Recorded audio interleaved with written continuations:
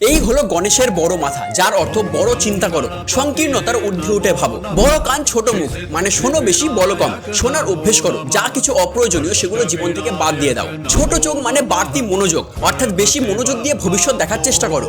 গণেশের মুখের দুটো দাঁত ঠিক এবং ভুলের প্রতীক, আবেগ আর বাস্তবের প্রতীক। দুটো দাঁত মানে দুটো পছন্দও বটে, যা আমাদের শেখায় সবকিছুর ঊর্ধ্বে উঠে জীবন সঠিক সিদ্ধান্ত নিতে হয়। কুঠার আসক্তি ও সকল বাঁধন থেকে নিজেকে ছিন্ন করো।